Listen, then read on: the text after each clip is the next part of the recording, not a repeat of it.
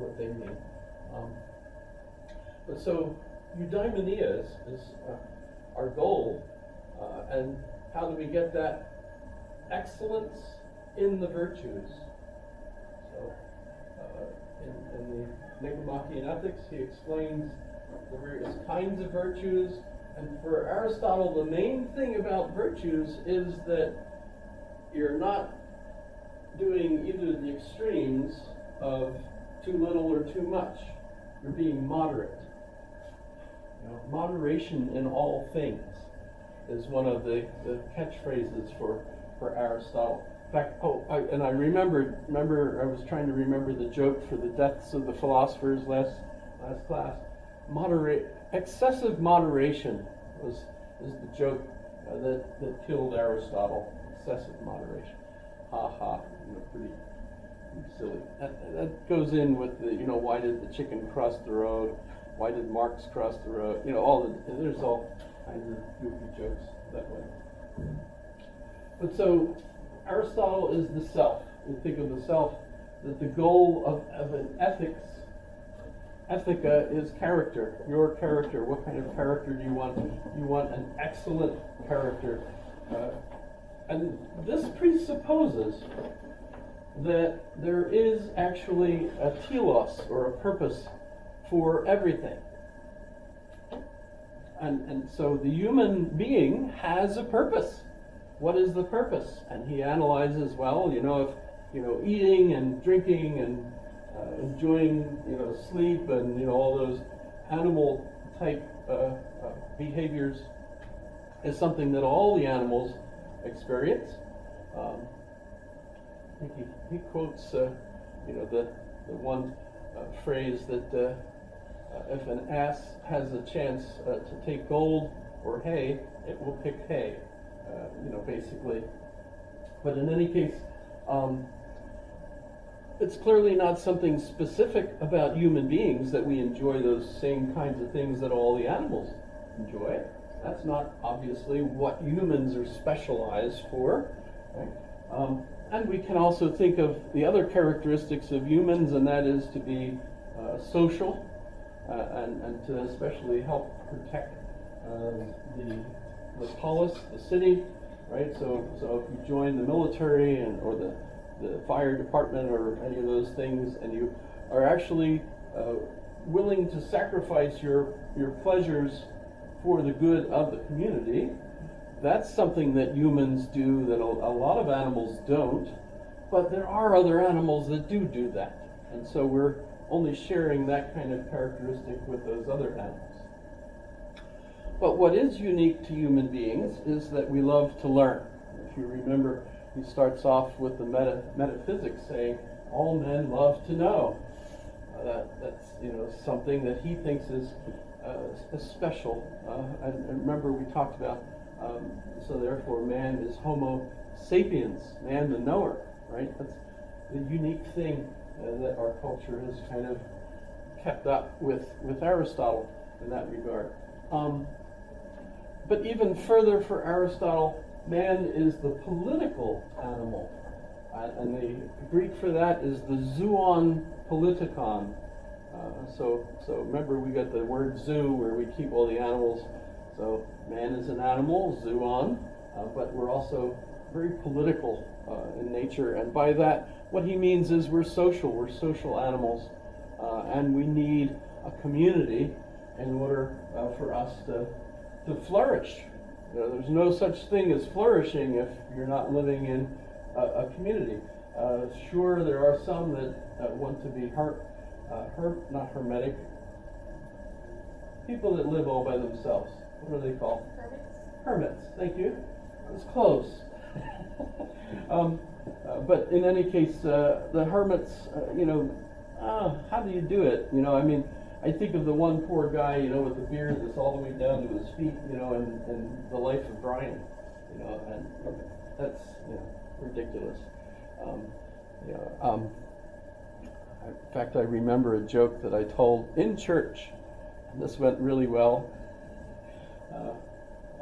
was a woman who had always wanted to go and visit a wise man in Nepal.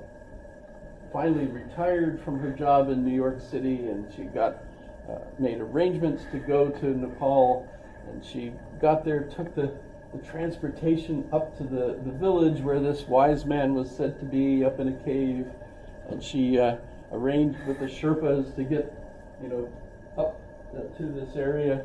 She got there, and she was introduced, to the group that kind of kept the city going, a small little city, and she said what she was there for, and said, oh, he's very busy. His next appointment would be like 2 in the morning, the next day. She said, oh, okay. So she stayed in a cave and was eating curdled yak's milk, for her meal and so on, waiting.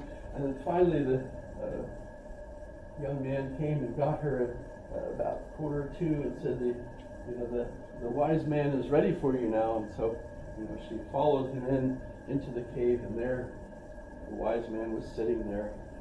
And she came up to him and she said, George, come home. So you could pick funnier names, but you get the idea. It was her husband. She'd also do that with one of those Yiddish New York accents, That's even funnier. I did it right when I gave that joke for the church, and they all laughed. About 200 people. It was great. But I was also reading it right out of the book, and that was a Peter Berger book. Remember, always cite your sources.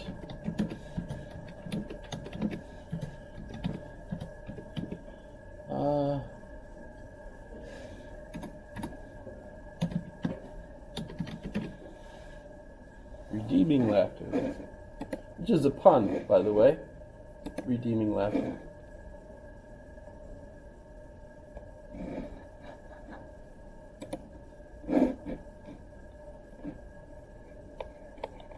We might even have the joke on here.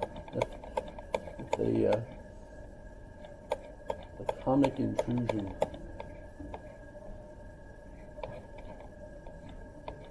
I think it's the first chapter, though.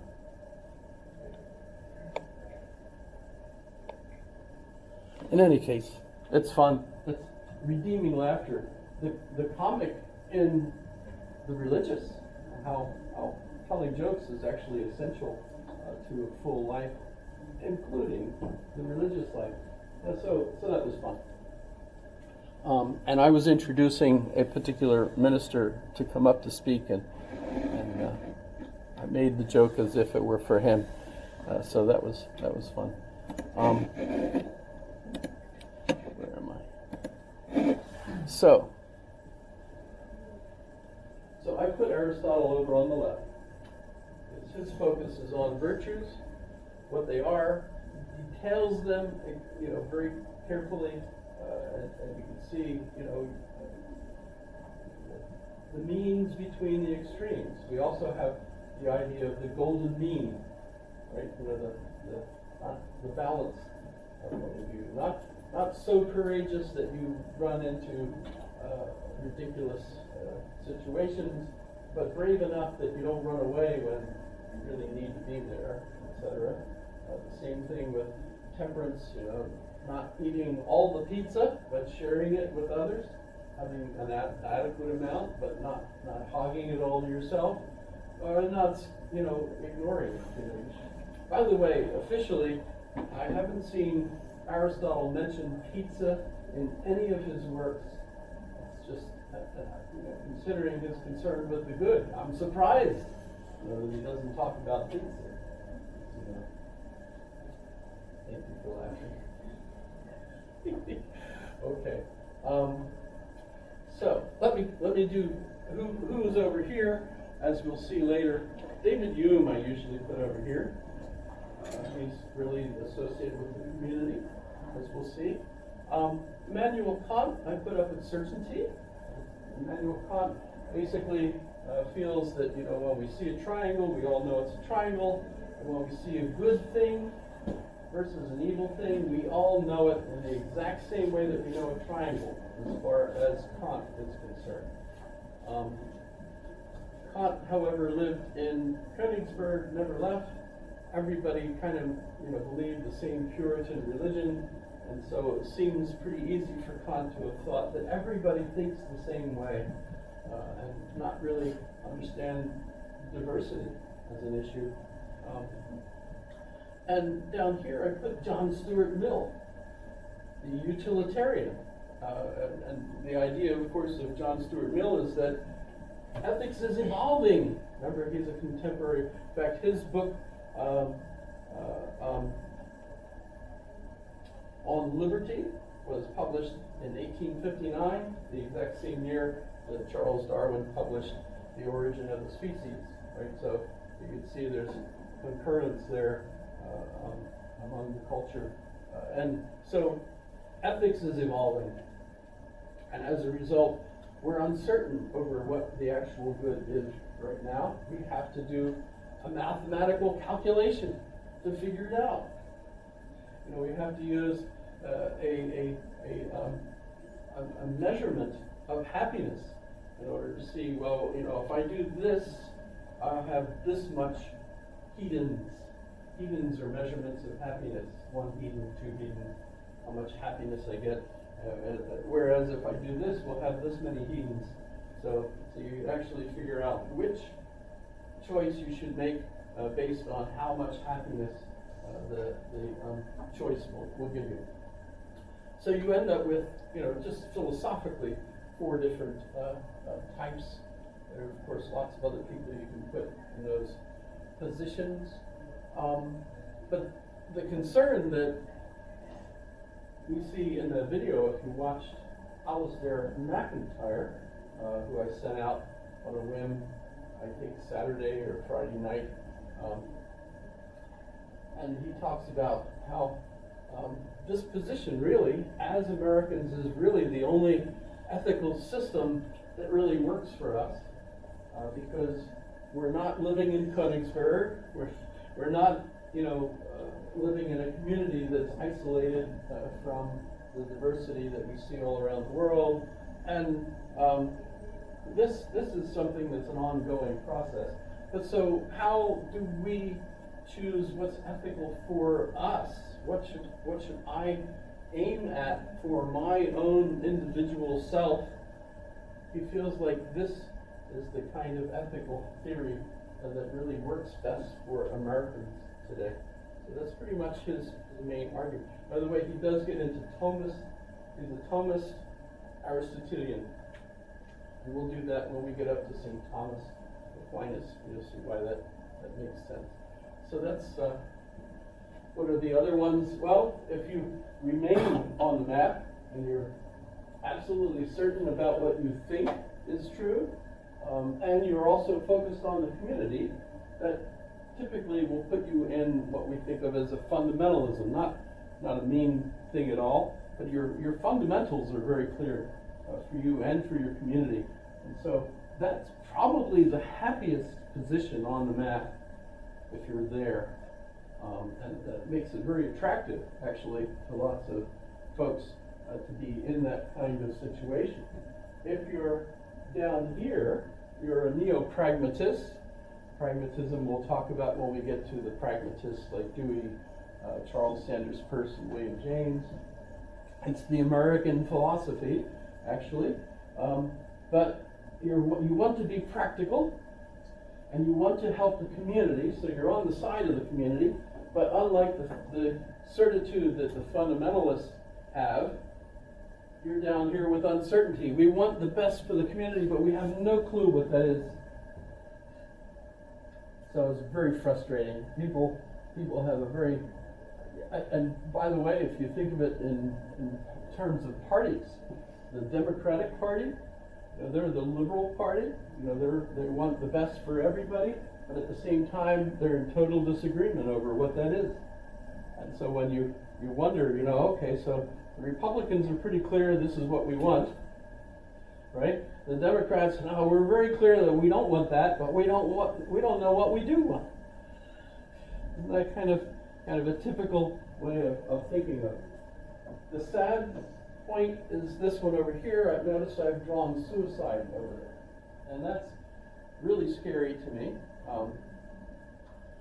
But this is a person who's totally focused on itself, and yet at the same time divorced from the community, so they're alone. And what does that leave? I think of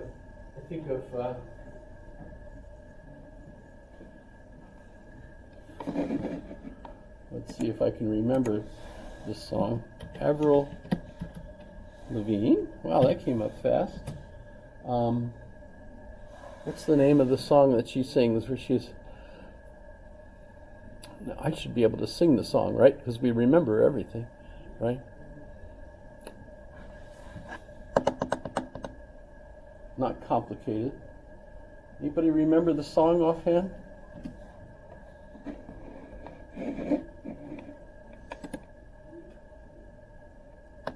It's an older one, though. Well, actually, Avril Lavigne, I could just refer to her, and all of her songs are all depressing, aren't they? Yes? Pretty sad? But where's the one? I'm standing on the bridge on a cold and rainy night, and I thought you'd be here by now. There's nothing but the rain, no footsteps on the ground. Isn't anyone coming to find me? Isn't anyone going to take me home? It's a cold, cruel life, etc. Yep, I remember I don't have any talent now. I'm all embarrassed. Hold on with you. What is it? I'm with you. Should I play it, or did I sing it well enough? How many folks have heard it before? The Herbo is for sharing all kinds of moments. From post-concert